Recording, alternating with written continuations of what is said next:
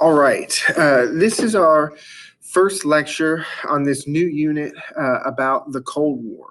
And we're going to look at a couple different documents here, and I will link both of these documents that you see on your screen there in the assignment. So you can come back and look at these later if you want to. As we start this unit on the Cold War, students often ask me, well, what do we mean by Cold War? And when we get into it and we talk about capitalism and communism, the United States and the Soviet Union, students are always like, so what's the big difference? Why were we so against each other?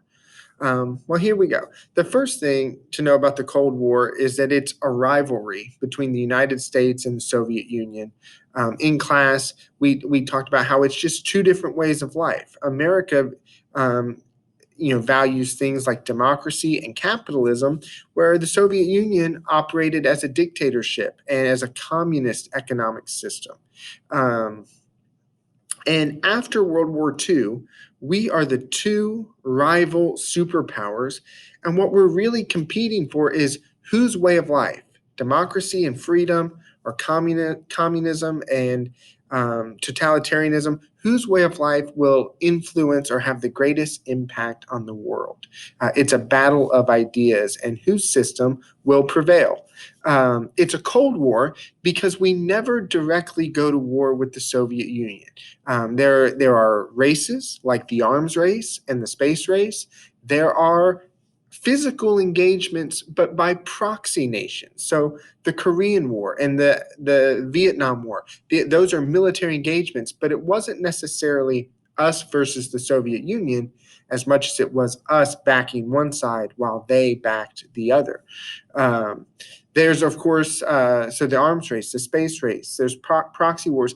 And in general, there's just who can win the hearts and minds of the people in terms of being more successful and offering a better vision for the future.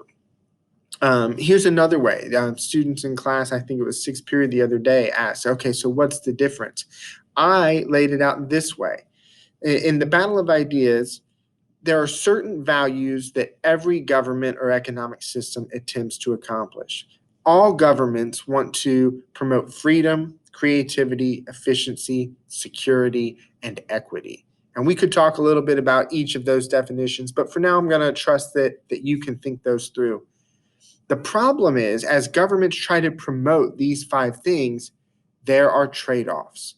You can't promote one without, in some senses, sacrificing others. So, for example, if we really want to make the keystone of our society freedom and creativity, that's great. We can pass laws and do things to promote freedom and creativity. But to do so, we're probably going to have to sacrifice a little bit of security. There might be some dangers that comes from absolute freedom, equity, or the idea of fairness or sameness. Freedom and creativity by nature allow for differences. So in general, to kind of sum it up, in America's view, democratic capitalism, we really value these top three.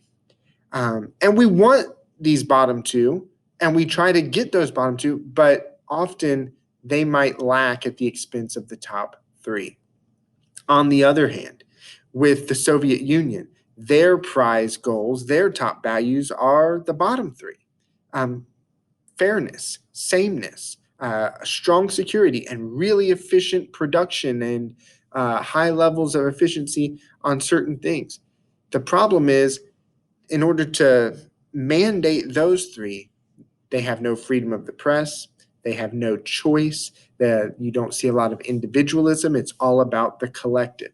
So there are trade-offs, and each system, capitalism versus communism, tends to promote some of these at the expense of others.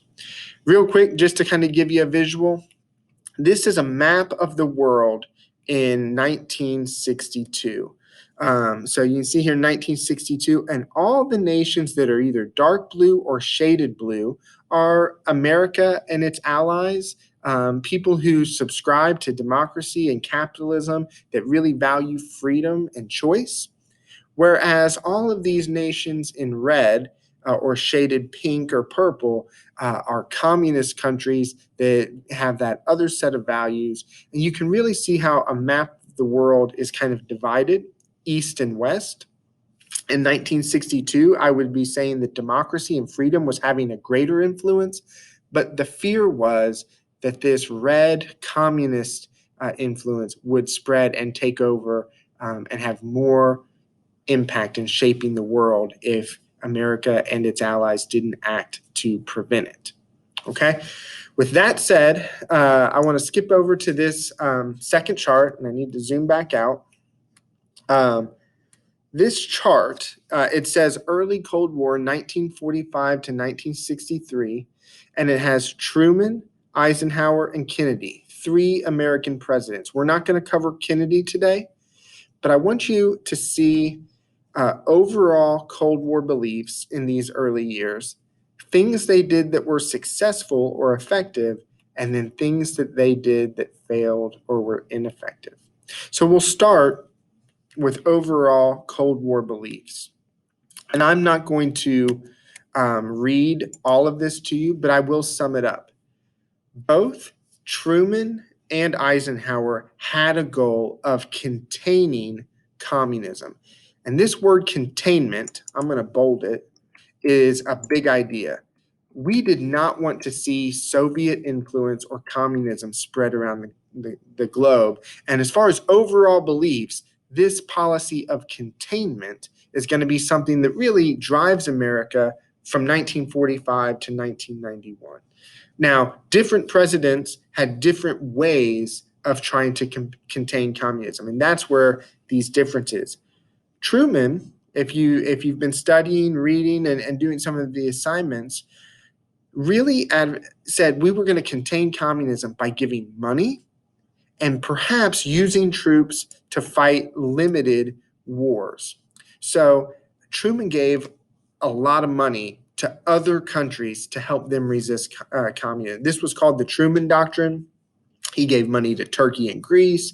There was another program called the Marshall Plan, where we gave billions of dollars to Western Europe, and we fought in limited wars like the Korean War. It was really a United Nations police action, but we committed troops and led that fight. Eisenhower, on the other hand, says he wants to contain communism, but in a more budget-friendly way. He doesn't want to give away all of this money, and he says wars are costly. So what Eisenhower does, he goes for a more bang for your buck approach. He says we're going to build up our nuclear arsenal. If you remember, we've got the atomic bomb after World War II, and during the Eisenhower years, we make more nuclear warheads than any other country. And the thought is, if we show ourselves to be the most powerful and are able to massively retaliate, then other countries won't look to be aggressive towards us or to advance their communist ideas because of massive retaliation. Another thing that Eisenhower liked is instead of fighting limited wars with lots of troops, he promoted using the CIA, a new agency for covert actions around the globe. So if communism was beginning to take root in a country, Eisenhower was all for sending the CIA in and trying to overthrow those ideas or to change the course of that country through secret spying, espionage, covert military actions, but not with wars with the CIA. So those are two big ideas on how Truman and Eisenhower are different. Let's scroll down here. What worked and then what didn't work? Let's talk about the successes first. Sorry. There we go. For Truman, this Truman Doctrine, this idea of helping Turkey and Greece, that was successful. Turkey and Greece remain Western allies. They don't fall to communism. The Marshall Plan, and here's a memory device. Anytime you see Marshall, think money. Marshall money. We gave billions of dollars to France and other Western European countries to prevent the spread of communism, and it worked. At one point in Berlin, We send planes and we drop tons of health supplies and food and different things. It was called the Berlin Airlift, and that is going to help West Berlin remain democratic and free of communist rule. And another thing that Truman did, and this was in our cartoons the other day, is we formed NATO, our first permanent peacetime military alliance in American history. We had never joined a permanent military alliance before the Cold War, but we do that, and it's largely kept America safe and been a successful thing. Eisenhower, he does good things. Truman had got bogged down in the Korean War. That was one of those limited wars, and it wasn't going well. Eisenhower gets us out of that war by threatening nuclear weapons, by threatening massive retaliation. We might debate whether these were good things or bad things, but Eisenhower also used the CIA to put in pro-democracy governments in Iran and Guatemala. He helped Middle Eastern countries resist communist pressure. And one of the things Eisenhower is most famous for is promoting NASA and education. The reason we have things today like the AP program or standardized testing like the ACT that kind of really hammers in on math and science is because of Eisenhower's National Education Act to promote development in science and creativity. What doesn't work? And this will wrap up our lecture because I know I'm going a bit long. But what doesn't work in these early years? Well, Truman had some real setbacks. In 1949, there was a communist revolution in China. If we are trying to contain the spread of communist ideas, China becoming communist in 1949 was a big loss. China, the most popular or one of the most popular populated countries in the world, becoming communist is a major threat. Now, Chinese communism is not necessarily the same as Soviet, but it is seen as a loss in the battle of ideas. Also in 1949, we had a nuclear monopoly, the only country with atomic weapons, but in 1949, the Soviets detonated their first test nuclear bomb. Everybody wondered, how did they do this? How did they get the atomic bomb so quick? We thought we were really far ahead.